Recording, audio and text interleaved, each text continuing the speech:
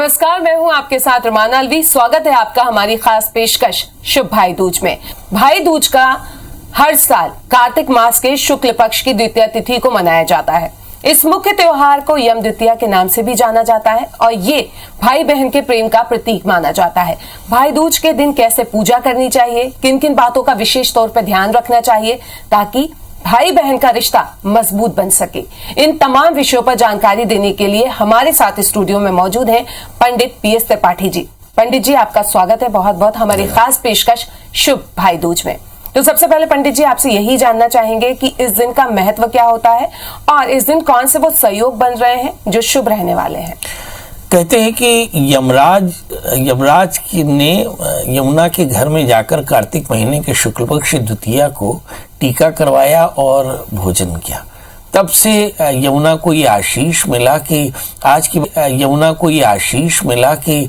की बात कोई भी भाई अगर बहन के घर में टीका करवाए तो भाई के घर में कभी कोई तकलीफ नहीं आएगी और बहन कभी परेशान ना हो। तो तब से ये परंपरा चल पड़ी कि कार्तिक महीने के शुक्ल पक्ष द्वितीया को भाई अपनी बहन के घर जाकर के टीका करवाता है और उसके हाथ का बना आहार लेता है और बहनें अपने भाई के दीर्घायुष की कामना से, कल्याण की कामना से भगवान यम की, यमुना की और चित्रगुप्त की पूजा करती हैं, व्रत करती हैं और भाई का टीका करती हैं। ये बिल्कुल रक्षाबंधन की तरह का त्योहार है, एक तरह का उपाकर्म है जिसमें बहनें भाई के लिए तप करती हैं और भाई बहन के कल्याण का आशीष देता है। आपसे यहाँ पे पंडित जी हम ये भी जानना चाहेंगे कि पूजा के शुभ मुहूर्त कौन से हैं वो भी बताइए। किस मुहूर्त में बहनें अपने भाई का तिलक कर सकती हैं? देखिए, इस बार थोड़ी सी परेशानी इस तरह से है कि जो द्वितीया तिथि है वो 26 अक्टूबर दोपहर 2:42 से शुरू हो रही है और उसकी समाप्ति 27 अक्टूबर के 12:45 तक है।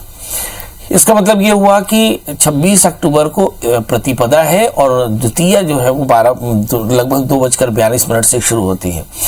धर्म सिंधु ग्रंथ में ऐसा लिखा कि द्वितीया जब अपराह्न व्यापनी हो तो उसे लेना चाहिए, परंतु द्वितीया जो है वो द्वितीया और तृतीया के संयोग में 27 अक्टूबर को पड़ रही है, इसलिए 27 अक्टूबर को लगभग 1:12 से 3:27 तक का वो शुभ समय है जिसमें बहनें भाई का टीका कर सकती हैं और भाई बहन के घर में जाकर के आहार ले सकता है।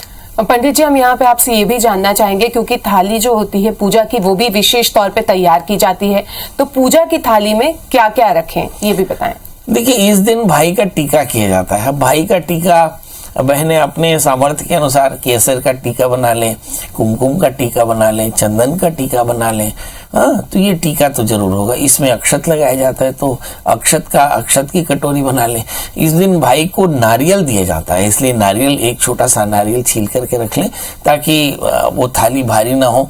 यहाँ पर अर्घ दिया जाता है, परछन किया जाता है, इसलिए एक तांबे की लोटी रख लें, फूल रख लें, माला रख लें, बताशे रख लें, मिठाइयाँ रख लें और एक दिया रख लें। ये पूरी थाली जो है तैयार करके रखें।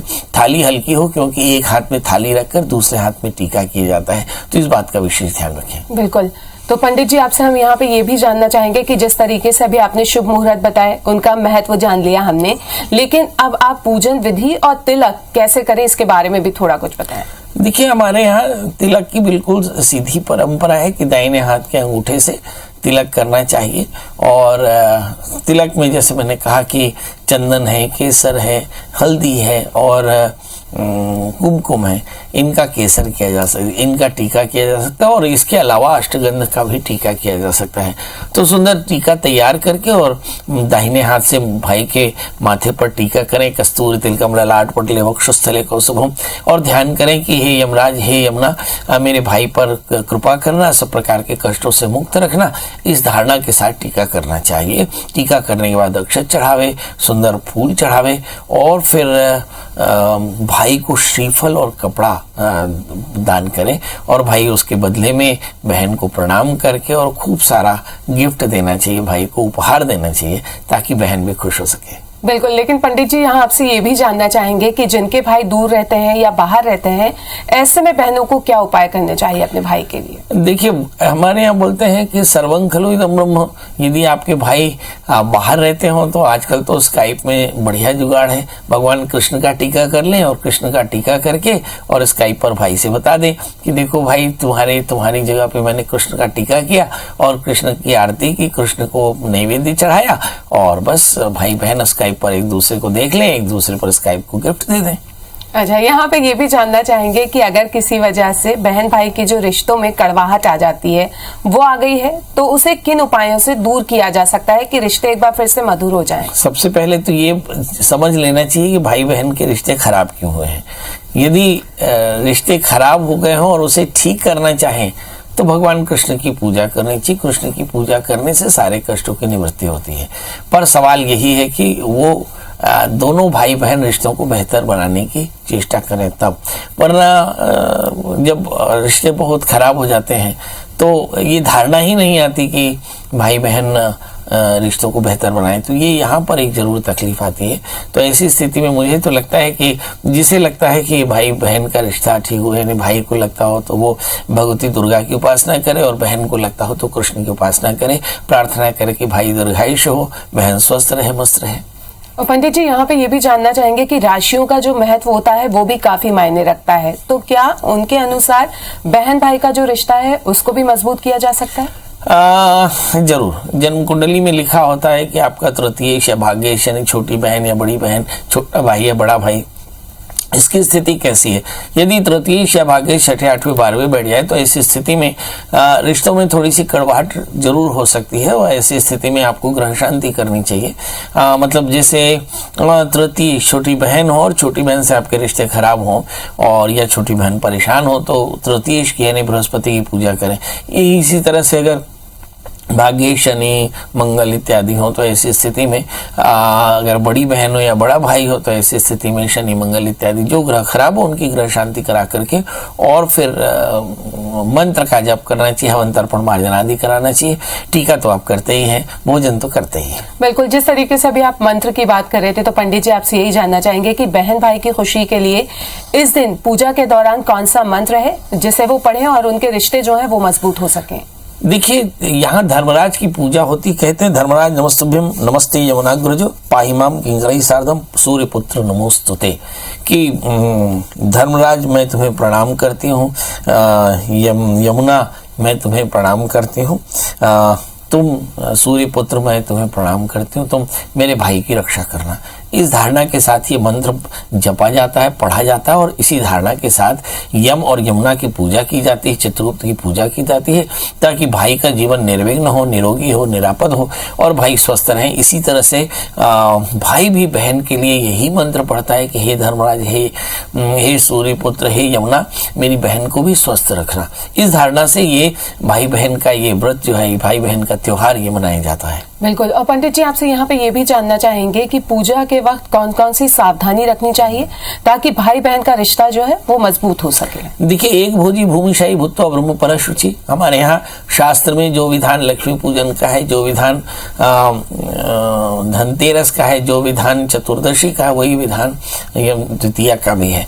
ये जितने भी 5 दिन का जो त्योहार है ये स्वास्थ्य का त्योहार है।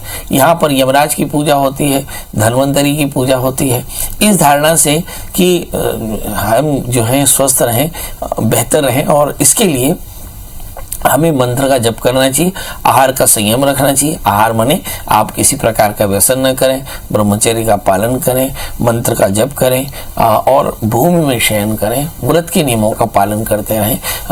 तामसी व्यवहार, तामसी आहार और तामसी व्यवहार से बचें, रोग दोष से, राग द्वेष से बचें, किसी प्रकार की निंदा स्तुति से बचें, किसी प्रकार का क्रोध लोभ न हो, इस बात का विशेष ध्यान रखना चाहिए। बिल्कुल। पंडित जी आपसे ये जानना चाहेंगे, क्योंकि भाई दूज का दिन है, काफी महत्व होता है, अगर भाई की जिंदगी में कोई परेशानी चल रही है तो बहन उसके लिए क्या क्या उपाय कर सकती है? मुझे ऐसा लगता है कि यही इस त्योहार का मर्म है कि बहन केवल टीका महत्वपूर्ण नहीं है, बहन की धारणा में भी भाई का कल्याण हो और भाई की धारणा में भी बहन का कल्याण होना चाहिए। तो मसलन भाई की नौकरी नहीं लग रही है और बहन चाहती है कि भाई स्वस्थ रहे, हर बहन चाहती है, तो उसे भगवान शिव की उपासना करनी चाहिए। उस दिन रुद्राभिषेक करा ले, भगवान शिव का पूजन कर ले और भगवान शिव से आशीष मांगे कि भगवान जल्दी से मेरे भाई की शादी करवा दो, मेरे भाई का करियर बना दो, मेरे भाई का स्वास्थ्य बेहतर कर दो, मेरे भाई के जीवन में समृद्धि ले आओ। इस तरह का एक उपाकर्म है।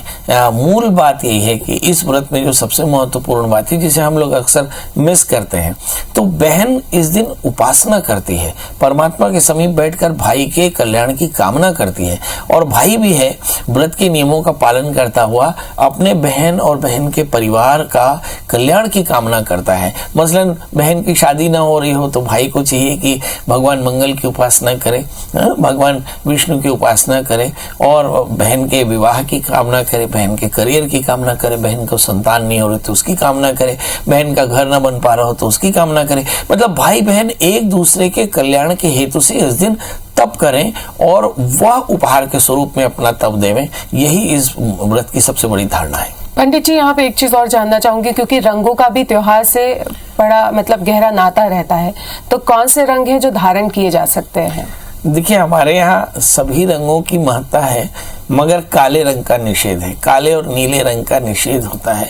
गहरे काले और गहरे नीले ग्रे कलर को आप निषेध करें।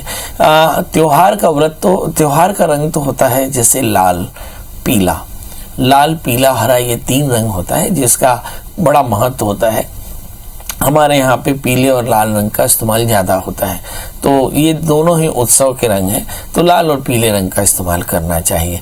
मसलन अगर आप टीका कर रहे हो तो कुमकुम का टीका करें, केसर का टीका करें, हरिद्रा का टीका करें या अष्टगंध का टीका करें।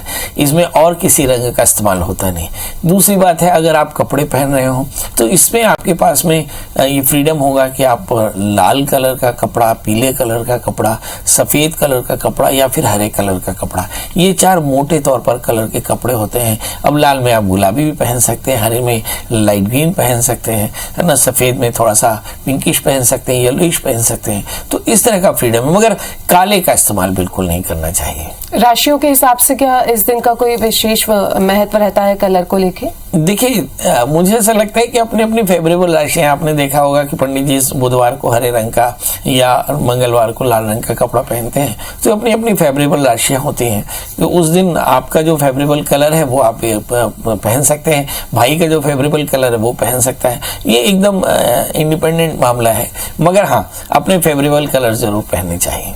पंडित जी, चलते चलते और क्या बताना चाहेंगे भाई दूज के बारे में, जैसे सावधानियां क्या बरतें हैं थाली को लेके एक बार? और मुझे ऐसा लगता है कि भाई दूज में जो सबसे महत्वपूर्ण बात होती है, जो मुझे ऐसा लगता है कि ये जो पर्व है ये भाई बहन के रिश्तों को हमेशा ताजा रखने के लिए, बेहतर रखने के लिए मनाया जाता है। कालांतर में होता है कि रिश्ते जब थोड़े से कमजोर पड़ने लगते हैं तब हमारे यहाँ परंपराएं बेहतर रिश्ता बनाती हैं। तो इस लिहाज से रिश्तों को बेहतर बनाना चाहिए, क्योंकि रिश्ते में ही जिंदगी है। अगर ये रिश्ते ना हो तो आपकी जिंदगी नीरस हो सकती है। ऐसी स्थिति में भाई बहन को सारे मनमुटाव से ऊपर जाकर के, लाभ हानि के ऊपर जाकर के और रिश्तों के लिए, प्यार के लिए, एक दूसरे के लिए कामना करनी चाहिए। यही इस तरह के त्योहारों का मकसद होता है कि हम एक दूसरे से प्यार करें, एक दूसरे का भला चाहें, एक दूसरे के लिए उपासना करें। यही मैसेज है। बिल्कुल। तो पंडित जी, आपने काफी महत्व, काफी अच्छी चीजें बताई कि जिनको सुन के हम इनको अपनी विधि विधान और पूजा में ला सकते हैं। हमसे बातचीत करने के लिए आपका बहुत बहुत शुक्रिया। धन्यवाद। तो उम्मीद करते हैं आपको भाई दूज के महत्व, पूजा विधि के बारे में सारी जानकारी मिल चुकी होगी। पंडित जी, आपका बहुत बहुत धन्यवाद। और आज के प्रोग्राम में बस इतना ही। हमें दीजिए इजाजत। नमस्कार।